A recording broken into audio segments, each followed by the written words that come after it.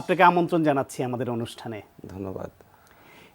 আমরা ডায়াবেটিস নিয়ে আজকে আলোচনা করব। এটা অত্যন্ত কমন রোগ এবং আমরা আশা করি আমাদের দর্শকরা অনেকেই এই রোগ সম্পর্কে জানেন। তারপর আপনি যদি একটু শুরুতেই বলে নেন, একজন মানুষকে আমরা কখন ডায়াবেটিক বলবো? ডায়াবেটিস আসলে একটা মেটাবলিক ডিজিজ। তো এটা মূলত হয় যদি ব্লাডে ইনসুলিনের পরিমাণ কম থাকে, অথবা ইনসুলিন যদি ঠিকমতো কাজ না করতে পারে, তখন ব্লাড থেকে ইনসুলিনটা দেহকোষে প্রবেশ করে না এবং সুগার বার্ন হয় না। ইনসুলিনের কাজটা হচ্ছে সুগার ব্লাড থেকে কোষের ভিতরে প্রবেশ করানো, যেখানে সুগার বার্ন হয়। যদি সুগার কোষের ভিতরে না প্রবেশ করে, তাহলে দিনে দিন সুগারটা ব্লাডের মধ্যে বাড়তে থাকে। এই বৃদ্ধিটা কখন হলে, কোন পর্যায়ে আপনারা বলবেন যে উনি ডায়াবেটিক? হ্যাঁ, যখন ডায়াবেটিস আমরা বলবো ব্লাড টেস্ট করে, আমরা বলি ওরাল গ্লুকোজ টলারেন্স টেস্ট, ওজিডিটি বলে সংক্ষেপে। এখানে রোগীকে প্রথমে ফাস্টিং ব্লাড সুগার দিতে হয় 8 থেকে 14 ঘন্টা ফাস্টিং অবস্থায় থেকে। এরপরে ব্লাড দিয়ে 75 গ্রাম গ্লুকোজ খাওয়ার 2 ঘন্টা পরে আবার ব্লাড দিতে হয়, এবং তখন আমরা রিডিংটা দেখি। রিডিংয়ে ফাস্টিংয়ে যদি ব্লাড সুগার দেখি 6.1 এর নিচে, তাহলে সে নর্মাল। আর ব্লাড সুগার যদি 6.1 থেকে 7 এর মধ্যে থাকে, তখন আমরা তাকে প্রি ডায়াবেটিক বলি, দ্য ইম্পেয়ার্ড ফাস্টিং। মানে ডায়াবেটিস এখনো হয়নি, কিন্তু হওয়ার পথে এটাকে আমরা বলি ইম্পেয়ার্ড ফাস্টিং গ্লুকোজ। আর 7 এর উপরে যদি যায় ফাস্টিং ব্লাড গ্লুকোজ, তখন আমরা ডায়াবেটিস বলি। আর গ্লুকোজ খাওয়ার 2 ঘন্টা পরে যে ব্লাডটা দেওয়া হবে, সেটা যদি 7.8 এর নিচে আসে, তাহলে আমরা বলি নর্মাল। 7.8 থেকে যদি 11.1 পর্যন্ত হয়, তখন সেটাকে আমরা বলি ইম্পেয়ার্ড গ্লুকোজ টলারেন্স। এটাও প্রি ডায়াবেটিক, ডায়াবেটিসের আগের পর্যায়ে। 11.1 এর উপরে যদি যায়, তখন তো আমরা ডায়াবেটিস বলি। তো সবাই তো ডায়াবেটিসে আক্রান্ত হচ্ছে না, কেউ কেউ হচ্ছে, এবং আমরা এটাও শুনতে পাই এর বিভিন্ন সংবাদ মাধ্যমে কিংবা চিকিৎসকদের কাছ থেকে যে দিনে দিনে বাংলাদেশে ডায়াবেটিস রোগীর সংখ্যা বাড়ছে। তো একজন মানুষ ডায়াবেটিসে আক্রান্ত হচ্ছেন কেন, এবং এর সংখ্যা দিনে দিনে বাড়ছে কেন?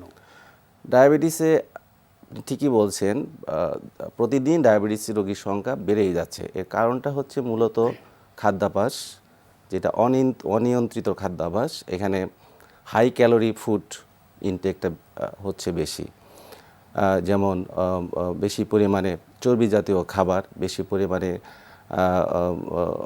যেগুলো ক্যালোরি থাকে সেই খাবারগুলো খাওয়া, এবং ওয়েট বেড়ে যাচ্ছে। ওজন বৃদ্ধি হওয়ার সাথে সাথে ডায়াবেটিস হওয়ার ঝুঁকিটা বেড়ে যায়। এটা টাইপ 2 ডায়াবেটিসের কথা বলছেন? টাইপ 2 ডায়াবেটিস এটা। এবং যদি ফিজিক্যাল অ্যাক্টিভিটি যদি কম থাকে, ফিজিক্যাল অ্যাক্টিভিটিটা খুবই জরুরি। যাদের ফিজিক্যাল অ্যাক্টিভিটি কম, মুভমেন্ট কম, তাদের ডায়াবেটিস হওয়ার ঝুঁকি অনেক বেশি থাকে। এবং স্ট্রেসফুল কন্ডিশন, স্ট্রেস যেসব কে অ্যাভয়েড করতে হবে, স্ট্রেস একটা বড় ফ্যাক্টর, চাপ বাড়ে এরকম অবস্থায়। জি, এটা। আর ফ্যামিলি হিস্ট্রি একটা ইম্পর্টেন্ট বিষয়। ডায়াবেটিস রোগীদের দেখা যায় যে ফ্যামিলি হিস্ট্রি পজিটিভ থাকে। এটা মূলত টাইপ 2 ডায়াবেটিসের জন্য আপনি যেটা বলছেন। আর টাইপ 1 ডায়াবেটিসটা হচ্ছে যদি ইনসুলিন তৈরি না হয়। প্যানক্রিয়াস নামে একটা গ্ল্যান্ড আছে মানুষের শরীরে, তো প্যানক্রিয়াসের বিটা সেল থেকে ইনসুলিন তৈরি হয়। কোনো কারণে যদি বিটা সেলের ড্যামেজ হয়, তাহলে ইনসুলিন তৈরি হয় না, এবং তখন ইনসুলিনের অভাবে ব্লাড সুগার বেড়ে যায়। সেটা টাইপ 1 ডায়াবেটিস। এটা সাধারণত চিলড্রেন এবং ইয়াং যারা পিপুল, এটা বিলো 30 ইয়ার্স, তাদের ক্ষেত্রে টাইপ 1। তো এই যে একজন মানুষ যিনি টাইপ 2 নিয়ে আমরা স্পেশালি আলাপ করব, যেটা সাধারণত 40 বা তার পরের বয়সীদের বেশি হচ্ছে, সেই একজন মানুষ তিনি ডায়াবেটিসে আক্রান্ত হয়েছেন, সেটা বুঝবেন কি করে? তার কি কোনো সমস্যা হবে? হ্যাঁ, সমস্যা, উপসর্গ কিছু ডেভেলপ করে ডায়াবেটিস হলে, কিন্তু অনেক সময় উপসর্গ ছাড়াও ডায়াবেটিস থাকতে পারে। সেটা ধরা পড়ে অনেক সময় ইনসিডেন্টালি।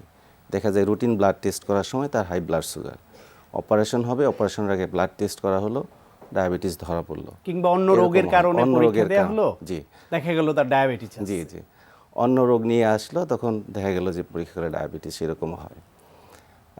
এটার জন্য আসলে যে দরকার হচ্ছে স্ক্রিনিং করা, কারণ আর্লি ডিটেকশন ডায়াবেটিস রোগ নিয়ন্ত্রণ এবং কমপ্লিকেশনগুলো যদি আমরা প্রিভেন্ট করতে চাই বা ডিলে করতে চাই, তাহলে আর্লি ডায়াবেটিস ডিটেকশন খুবই জরুরি। এবং সেক্ষেত্রে যদি আমরা স্ক্রিনিং প্রোগ্রামগুলোর আওতায় নিয়ে আসি, বিশেষ করে অ্যাডাল্ট যারা আছে ওভার 40 ইয়ার্স এবং প্রেগনেন্ট মা যারা আছেন, তাদেরকে যদি আমরা স্ক্রিনিং প্রোগ্রামের আওতায় নিয়ে আসি, তাহলে আর্লি ডিটেকশন সম্ভব। স্ক্রিনিং কতদিন পর পর করা সাজেস্ট করেন? এটা আফটার 40 ইয়ার্স প্রথমে দেখতে হবে ডায়াবেটিস আছে কি নাই, একটা প্রোগ্রাম হলো। যদি নর্মাল থাকে তাহলে 3 বছর পর পর রিপিট করা। একজন মানুষের ডায়াবেটিস হয়ে যায় যদি, তখন তার করণীয় কি? একবার ডায়াবেটিস হলে সেটা তো সারা জীবনে আর ভালো হবে না। তার ডায়াবেটিস নিয়ে আমরা এত চিন্তিতই বা কেন? সমস্যাটা কি হলে? হ্যাঁ, ডায়াবেটিস আসলে লাইফ লং ডিজিজ, এটা ট্রিটমেন্ট কিউরেবল না। তবে ডায়াবেটিস কন্ট্রোলটা খুব জরুরি। এই জন্য ব্লাড সুগার যদি খুব বেশি থাকে তাহলে বিভিন্ন ধরনের অর্গান, বিশেষ করে ব্রেন, চোখ, হার্ট, কিডনি, পা খুব ক্ষতিগ্রস্ত হয় এবং ডিসএবিলিটি বেড়ে যায়। তো সেই জন্য সেটাকে যদি আমরা রোধ করতে চাই তাহলে ডায়াবেটিসের ব্লাড সুগারটাকে কন্ট্রোল রাখতে হবে। কন্ট্রোলে রাখার উপায় কি? কি করব? প্রথমত হচ্ছে লাইফস্টাইল মডিফিকেশন। এটাই মূলত সবচেয়ে প্রয়োজনীয় বিষয় ডায়াবেটিস কন্ট্রোলের ক্ষেত্রে। এখানে ডায়েটের মধ্যে হচ্ছে খেতে হবে যেগুলা আর মধ্যে রিফাইন্ড সুগার নাই। রিফাইন্ড সুগার হচ্ছে গ্লুকোজ, চিনি বা সফট ড্রিঙ্কস যেগুলো আছে, চকলেট, কেক, এইসব খাবারগুলোকে মানে থেকে বিরত থাকতে হবে। পাশাপাশি হচ্ছে ফাইবারযুক্ত খাবার, আঁশযুক্ত খাবারগুলো বেশি খেতে হবে, যাতে ব্লাড সুগারটা খুব তাড়াতাড়ি বেড়ে না যায়, খাওয়ার পরে অ্যাবজর্পশন না হয়। সেই জন্য ফাইবারযুক্ত খাবারগুলো খেতে হবে। আর লো ফ্যাট, চর্বির পরিমাণ কমাইতে হবে। আর প্রোটিন জাতীয় খাবার পরিমিত খাবে, যতটুকু দরকার সেটা খেতে পারবে। এটা বলছেন আপনি খাবার দাবার বা ডায়েটের বেলায়। Right. ডায়াবেটিসের চিকিৎসায় আপনারা কমনলি বলে থাকেন যে 3D ফলো করা, ডায়েট, ডিসিপ্লিন এবং এটার সঙ্গে প্রয়োজন হলে ড্রাগ। ডিসিপ্লিনের বেলায় কি করব? লাইফস্টাইল মডিফিকেশন কি ধরনের দরকার? ডিসিপ্লিন হচ্ছে সব কিছুই রুটিনলি করতে হবে। খাবারটা সময় মতো খেতে হবে, তারপরে ঘুমানো খুব মানে একদম রেগুলার ঘুমের অভ্যাস গড়ে তুলতে হবে। এবং স্ট্রেস, যে ধরনের মানসিক চাপ, সেটা থেকে অ্যাভয়েড করার চেষ্টা করতে হবে। এবং তাকে রেগুলারলি ব্লাড সুগারটাকে মনিটরিং করতে হবে। এখন তো ব্লাড সুগার মনিটরিং করা খুব সহজ, কারণ বাসায় বসেই করা যায়। বাসায় গ্লুকোমিটারের মাধ্যমে এটা করা যায়। এবং খেয়াল রাখতে হবে যে ব্লাড সুগার কন্ট্রোলের একটা টার্গেট আছে, সেটা যেন সবসময় থাকে। যেমন এই ডিসিপ্লিনের মধ্যে আরেকটু বিষয় শুনতে চাই, তার হাঁটা চলা, ব্যায়াম, ফিজিক্যাল মুভমেন্ট, এটা কতখানি গুরুত্বপূর্ণ? এক্সারসাইজটা খুবই জরুরি বিষয় ডায়াবেটিস রোগীদের জন্য।